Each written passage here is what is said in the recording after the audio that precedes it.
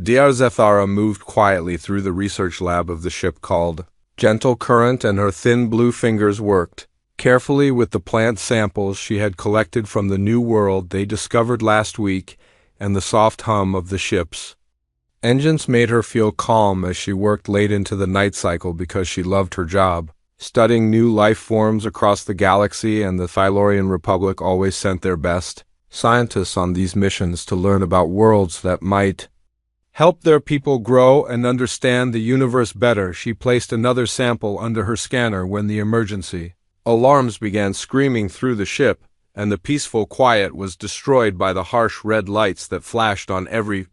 wall, and she dropped her tools because she had never heard these alarms before in her 3 years working on research ships, and her heart began racing as the ship shook from some kind of impact that threw her against the lab table. Captain Veltar's voice came over the ship's communication system, and his usually calm tone was tight with fear as he spoke to all crew members and told them that unknown ships had appeared and were demanding they stop their engines and prepare to be boarded. And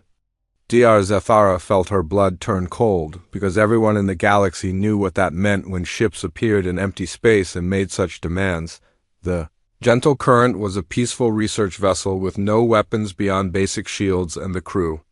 of 43 included several young Thylorians on their first deep space mission to learn about scientific exploration, and these younglings were barely adults by their species standards and had never seen violence or danger in their sheltered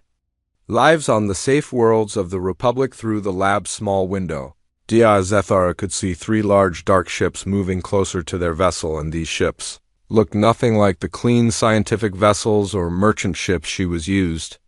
to seeing, and instead they had rough metal hulls covered with weapon ports and strange symbols painted on their sides that seemed to promise violence and pain to anyone who saw them. The ship shook again as something attached to their hull, and she heard the terrible sound of metal being cut and torn as the attackers forced their way through the outer doors, and Captain Veltar sent out their distress signal on the emergency frequency that all ships monitored, and his message was simple, but filled with desperate hope that someone would hear them and come to help. The first raiders came through the ship's corridors like hunting beasts, and Dr. Zethara had never seen Vrex before, but she knew them by reputation as one of the most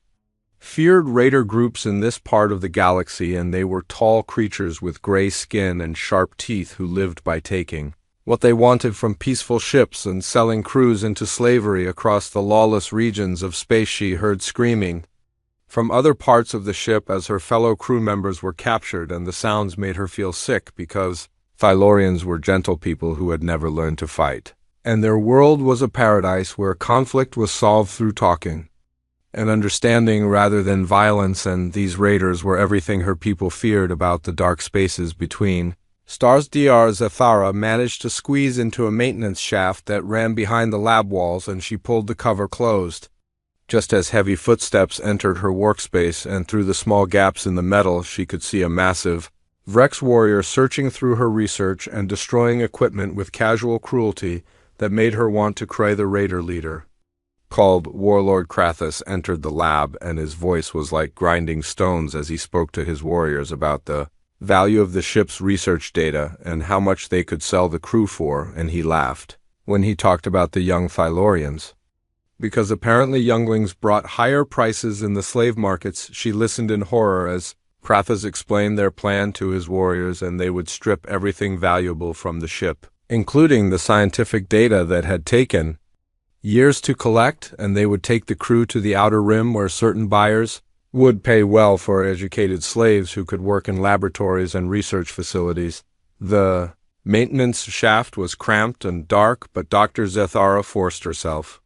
to stay completely still even when her muscles began to ache, because she knew that if they found her she would share the fate of her friends, and the thought of slavery was worse than death to a Thylorian who valued freedom and knowledge above all things. Hours passed as the raiders worked through the ship, and she could hear them moving equipment and forcing the crew to help them access the computer systems and decrypt the research files, and several times raiders passed close to her hiding spot, but they were too busy with their work to search every small space. The distress signal that Captain Veltar had sent was traveling through hyperspace at faster than light speed, and it carried basic information about their ship and crew and location, and the fact that they were under attack by raiders and needed immediate assistance from any vessel that could help them on. A space station orbiting Earth called Terra Station Admiral Sarah Chun was working late in her office when the automated alert system chimed softly and brought up the distress signal on her main screen, and she read the information quickly and saw that it was a Thylorian research vessel with 43 crew members, including several younglings. Under attack by unknown raiders, most distress signals would be forwarded to the nearest galactic Council patrol ship, which might arrive in 6 to 8 days if they were not busy with other duties, but Admiral Chun noticed something that changed. Everything about how she would respond to this call for help, and her face grew hard as she read the crew manifest again. Presence of younglings changed everything according to human military doctrine, and any attack on non-combatants that included children triggered what humans called Code Crimson, and this was not a normal emergency response but a full military action that required immediate and overwhelming force. Admiral Chen's fingers moved quickly over her command console as she activated the Code Crimson alert, and within seconds, every human military vessel within 3 star systems began receiving deployment orders, and their crews were told to prepare for immediate departure to respond to an attack on civilians, including children. She opened a communication channel to the human fleet commanders, and her voice was calm but carried the authority of someone who had spent 30 years protecting people who could not protect themselves, and she told them that peaceful researchers, including young people, were under attack and needed help, and that was all any human needed to hear. The response was immediate and overwhelming as captains acknowledged their orders and began plotting courses to the distress coordinates, and civilian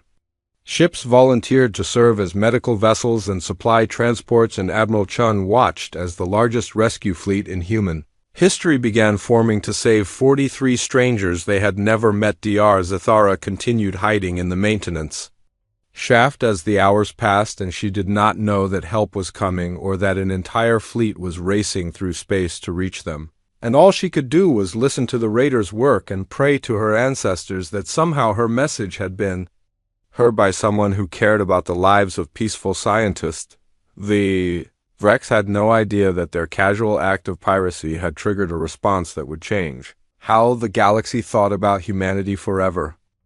Captain Maria Santos was running combat drills with her crew aboard the heavy cruiser Indomitable when the Code Crimson alert came through, and the training exercise stopped immediately as every officer and crew member focused on their new orders.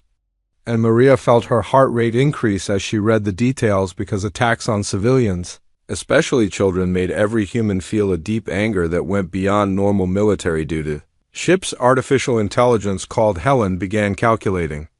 jump coordinates to the distress location while the crew secured all equipment for high-speed travel and combat operations. And Chief Engineer Rodriguez moved through the engine room, pushing systems beyond their normal limits, because when children were in danger, there was no such thing as being too fast or too prepared for what they might face all across human space. The same scene played out on hundreds of ships as crews received their orders and dropped whatever they were doing to respond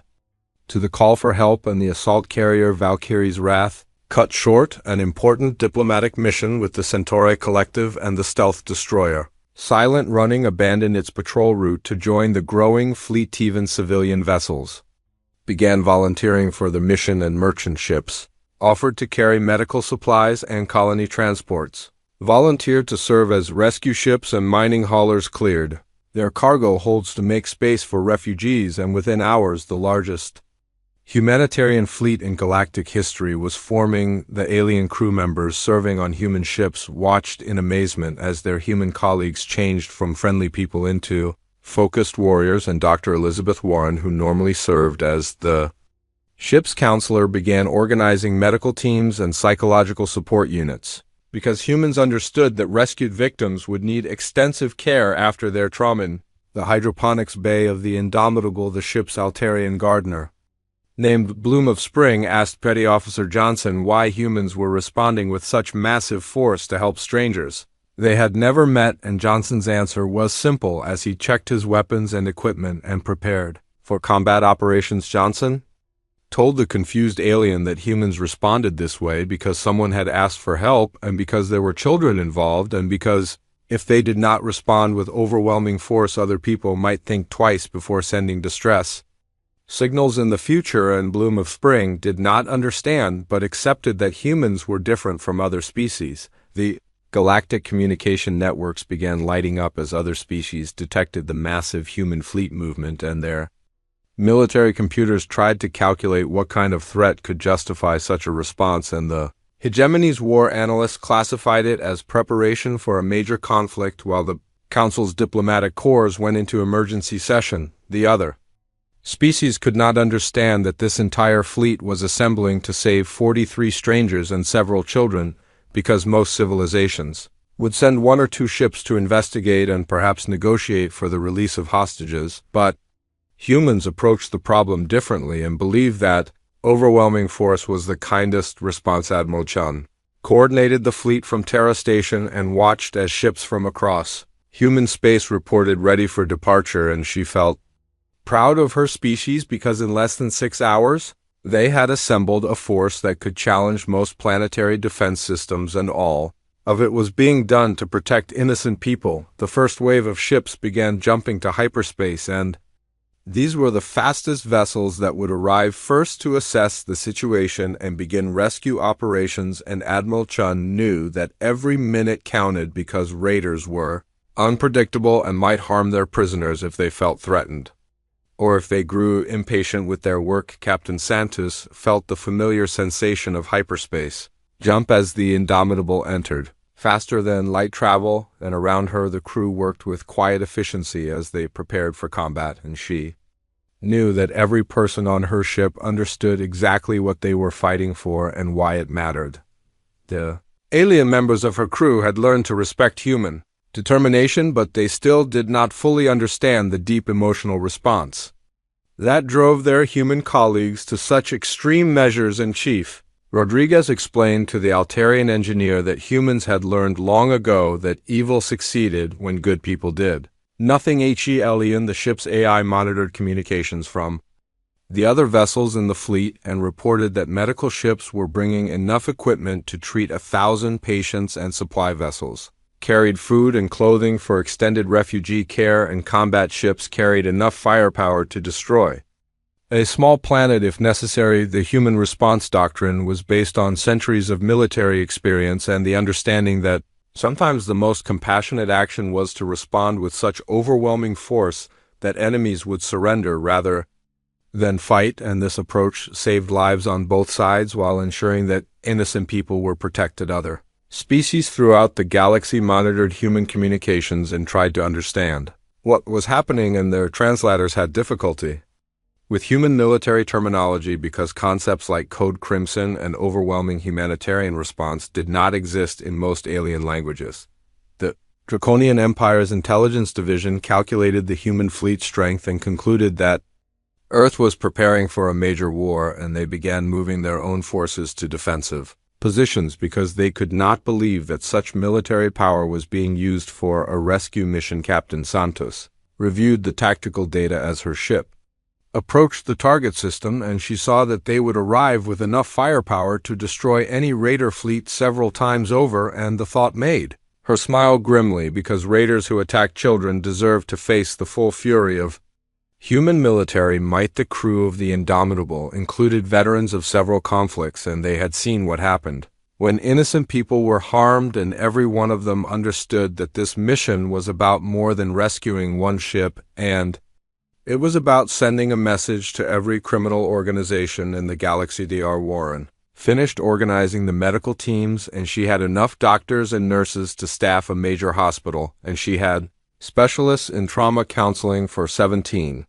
different species because humans believed that rescuing people meant taking care of their physical and emotional needs. The fleet continued growing as more ships joined from distant sectors, and Admiral Chun realized that they now had enough vessels to challenge most planetary governments, and all of this power was being focused on a single act of piracy because that was how humans responded when children were threatened. The other species in the galaxy were about to learn something important. about humanity, and they would discover that humans did not measure military responses by the size of the threat,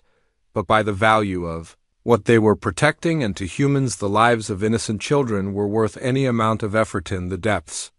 of space, the human fleet moved toward its destination and carried with it the hopes and determination of an entire species that had decided long ago that no one should face darkness alone. Commander James Wright brought his stealth destroyer Silent running out of hyperspace at the edge of the target system and immediately activated all scanning systems to assess the situation while keeping his ship hidden from enemy detection, and what he saw made his jaw tighten with anger because the Thylorian research vessel was surrounded by 4 Vrex raider ships that were systematically stripping it of everything valuable. The gentle current hung helpless in space while the raiders moved equipment and supplies to their own ships, and Wright could see that the peaceful research vessel had never been designed for combat and had no weapons beyond basic defensive shields that the raiders had easily disabled during their initial attack. 3 of the raider ships were attached to the Thylorian vessel like parasites feeding on their host, while the 4th ship maintained a patrol pattern around the area, and Wright knew that his single destroyer was heavily outgunned by the combined raider fleet, but he also knew that reinforcements were coming and his job was to buy time and protect the hostages. He activated what human military doctrine called harassment protocols and used his ship's advanced stealth systems to begin a series of hit-and-run attacks on the raider vessels, and his goal was not to destroy them but to keep them focused on external threats, rather than harming their prisoners while they waited for rescue. The Silent Running's first attack was a precisely targeted electromagnetic pulse that disabled the sensors on the guard ship and left its crew flying blind, while Wright moved his vessel to a new position and prepared for the next strike, and the raiders began shouting at each other over their communications as they tried to understand what was happening to them. Warlord Krathus was already frustrated by the slow progress in breaking the Thylorian encryption systems, and when his ships began reporting mysterious system failures, he flew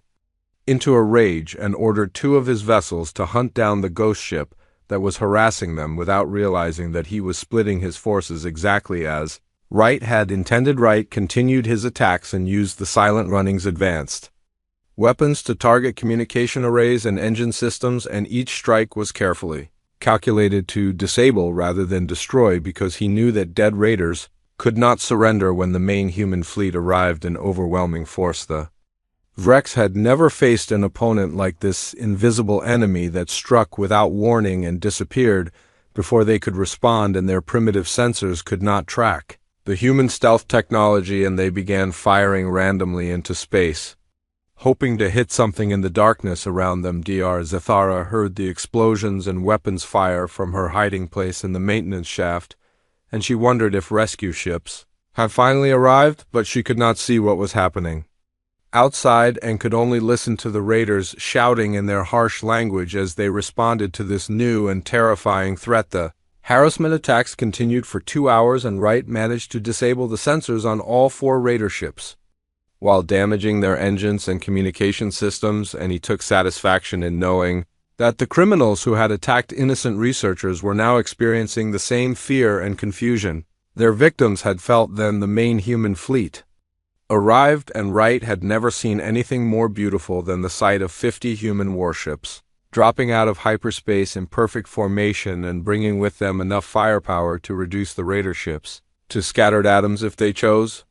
To use their full capabilities, Admiral Chung commanded the fleet from her flagship, Unconquerable, and the massive dreadnought was accompanied by heavy cruisers that formed an outer perimeter with their rail cannons trained on any possible escape route, while assault carriers immediately deployed fighter squadrons in defensive screens around the rescue ships that would care for the hostages. The human fleet formation was a masterpiece of military doctrine developed over centuries of warfare, and every ship knew exactly where to position itself to create an impenetrable barrier, while protecting the medical vessels and supply ships that would provide aid to the rescued civilians. Wright opened a communication channel to Admiral Chun and reported on the tactical situation while maintaining his position near the raider ships, and he felt proud to be part of this demonstration of human military power being used to protect innocent people rather than conquer territory or gain.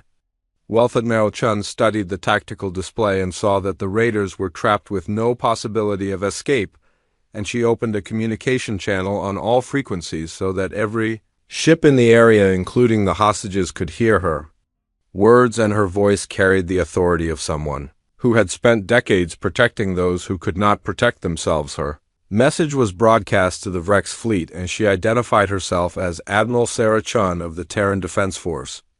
and informed them that they were in violation of galactic accords regarding attacks on non-combatants, and she demanded that they release their prisoners immediately and surrender, or face the consequences of their criminal actions. Warlord Krathus looked at his tactical displays and saw that he was suddenly outnumbered 50-1 by ships that individually outgunned his entire fleet, and any rational commander would have surrendered immediately, but the raider leader was not rational and was driven by pride and cruelty rather than tactical sense. Instead of accepting the obvious reality of his hopeless situation, Krathus made the critical error that would seal his fate and transform this rescue mission into something far more personal. And he opened a communication channel to the human fleet and made a threat that would haunt him for the rest of his life. He threatened to kill all the hostages unless the humans withdrew from the system immediately, and his words were broadcast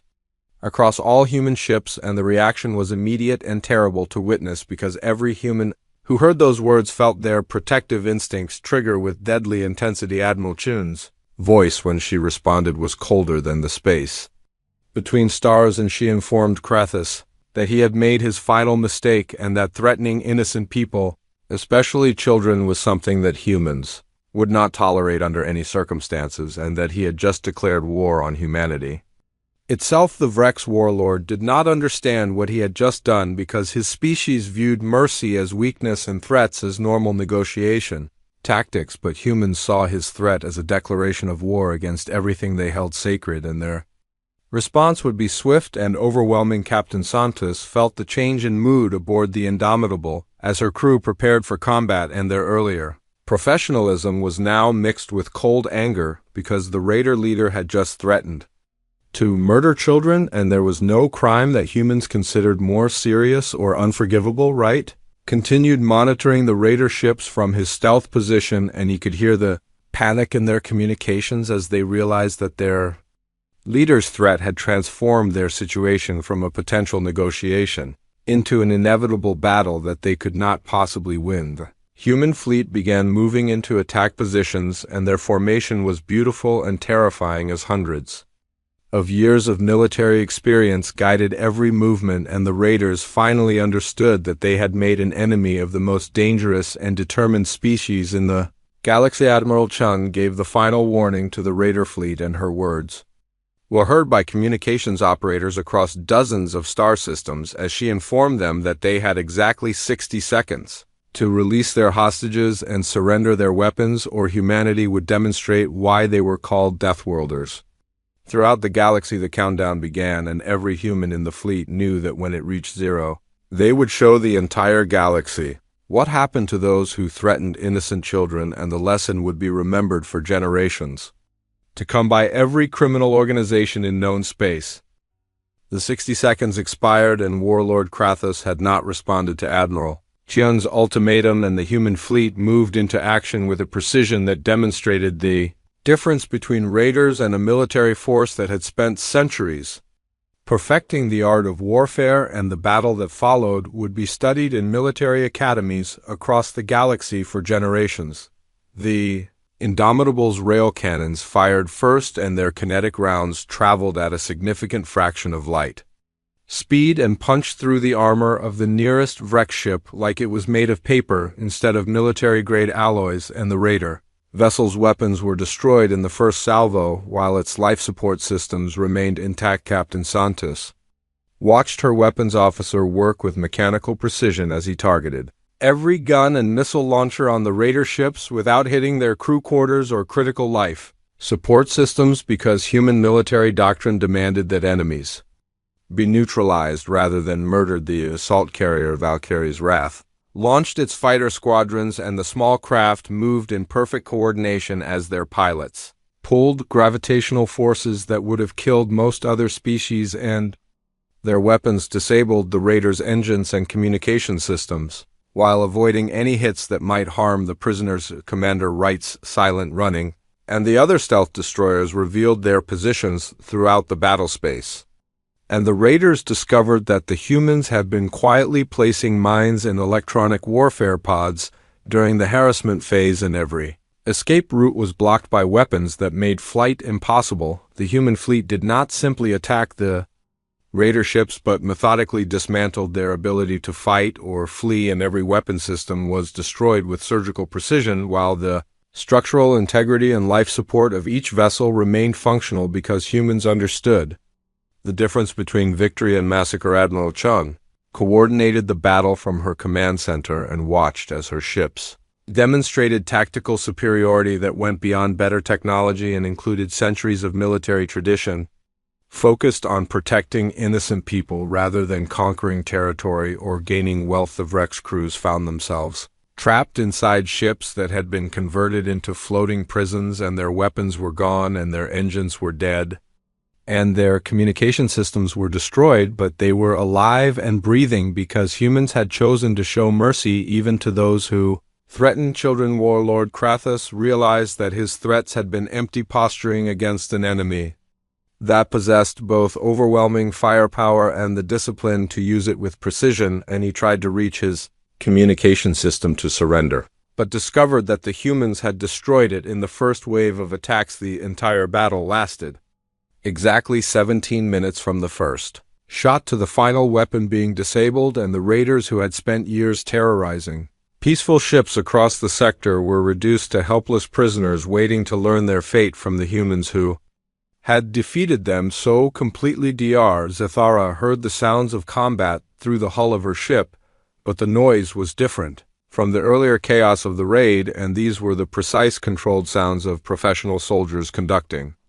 a military operation rather than the random destruction of pirates. She remained hidden in the maintenance shaft as the battle raged outside and prayed to her ancestors that whoever was fighting the raiders would remember that there were innocent people aboard the research vessel who needed protection rather than more violence. The boarding action began immediately after the raider ships were neutralized, and Commander Sarah Kim led the Marine assault team called Cerberus as they breached the gentle current in 4 places simultaneously and moved through the ship with tactics designed to rescue hostages rather than eliminate enemies. The Marines used non-lethal weapons and suppression fields to neutralize any raiders they encountered, and their armor was equipped with translators that allowed them to speak to frightened civilians in their own languages and assure them that rescue had arrived. Dr. Zethara heard footsteps in the corridor outside her hiding place, and then a young woman's voice speaking perfect Tylorian called out that medical personnel were there to help and asked if anyone could hear her. And the scientist felt tears of relief as she realized that salvation had finally come. She pushed open the maintenance shaft cover and saw an armored figure kneeling beside the opening, and the human marine extended a gloved hand to help her climb out while speaking gentle words of reassurance in flawless Thalorian that someone had taught this warrior specifically to comfort rescued civilians. Commander Kim's team moved through the research vessel with efficiency born of countless training exercises, and they found each crew member and youngling while providing immediate medical attention and psychological support because humans understood that rescue involved more than simply defeating the enemy. The medical teams that followed the Marines carried equipment that surpassed most planetary hospitals, and they began treating injured crew members while counselors trained in Thylaurian psychology worked with the traumatized younglings who had never experienced violence before this day. Dr. Zathara was escorted to the ship's medical bay where human doctors examined her for injuries while asking about her experience and her fellow crew members, and she was amazed by their gentleness after witnessing their devastating efficiency in combat. The rescue operation continued for hours as the humans not only freed the prisoners but also repaired the damage to the research vessel's systems and helped recover the stolen scientific data and returned all the equipment that the raiders had taken. During their pillaging, Admiral Chun received reports from the rescue teams and learned that all 43 crew members, including the 6 younglings, were alive and would recover from their ordeal, and she felt the satisfaction that came from knowing that her fleet had accomplished exactly what they had set out to do. The captured raiders were secured aboard human ships and would be turned over to Galactic Council authorities for trial, but Warlord Krathus would spend the rest of his life wondering how humans could be so deadly in combat yet so careful to preserve even the lives of their enemies. The human fleet began organizing for the journey back to a civilized space, and their formation now included the rescued research vessel, surrounded by protective escorts and medical ships, filled with supplies and personnel dedicated to helping the victims recover from their trauma. Captain Santos stood on the bridge of the Indomitable and watched as the fleet prepared for departure, and she felt proud to be part of a species that would cross the galaxy to protect strangers. And she knew that this day would be remembered as an example of what humans could accomplish when they worked together. The message was already spreading through galactic communication networks as news of the rescue reached other species, and they began to understand that humanity approached the problem of evil differently than most civilizations and believed that overwhelming force combined with precise restraint was the path to lasting peace. 3 days after the rescue, the Phylorian research vessel Gentle Current docked at Starbase Harmony under escort by a human destroyer squadron, and the rescued crew prepared to disembark into a crowd of reporters and diplomats and curious observers from dozens of species who wanted to understand what had happened in the remote system. Dr. Zethara found herself at the center of a media storm as journalists asked her to describe the rescue, and her account spread through galactic networks faster than hyperspace travel, and other species listened in amazement as she told them how humans had arrived in overwhelming force, not for conquest or profit, but simply because strangers had asked for help. She described how the human warriors had fought with precision and restraint and ensured that even their enemies survived the battle, and how they had treated the rescued crew not as aliens, but as people deserving of dignity and care, and her words carried the weight of truth that could not be dismissed by cynical politicians. The rescued younglings spoke to reporters in their high voices and told everyone who would listen that the human Marines had been gentle and kind and had given them food and toys and had sung them songs in perfect Thylorian to help them sleep during the journey back to safety. Captain Veltar gave interviews from his hospital bed, where human doctors continued treating injuries he had received during the initial raid, and he praised the professionalism and compassion of his rescuers and said that humanity had restored his faith that good still existed in a dangerous galaxy. The captured Vrex raiders were turned over to Galactic Council authorities and their ships were confiscated as evidence, but more importantly, the intelligence they provided led to the dismantling of 3 other raider groups and the rescue of hundreds of slaves from the outer RIM territories. Warlord Krathus spent his time in detention asking his interrogators why humans had responded with such massive force, and he seemed unable to comprehend their simple explanation that someone had sent a distress call and they had heard it and decided to help. The political implications of the rescue rippled through the galaxy as military analysts revised their estimates of human capabilities and diplomatic corps scrambled to understand what this demonstration meant for the balance of power between species and trading organizations. The hegemony's war computers calculated that the human response represented a fundamental shift in how military power could be projected across interstellar distances, and their strategic planners began developing new defensive doctrines based on the assumption that humans would always respond to threats with overwhelming force. The Trade Federation quietly canceled several planned aggressive negotiations with human merchant vessels, and their corporate executives realized that attacking human civilians would bring retaliation far beyond any possible profit, and the risk was simply too great to justify. Pirates and raiders throughout the sector began avoiding any area where humans might patrol, and the crime rates in dozens of systems dropped dramatically as criminals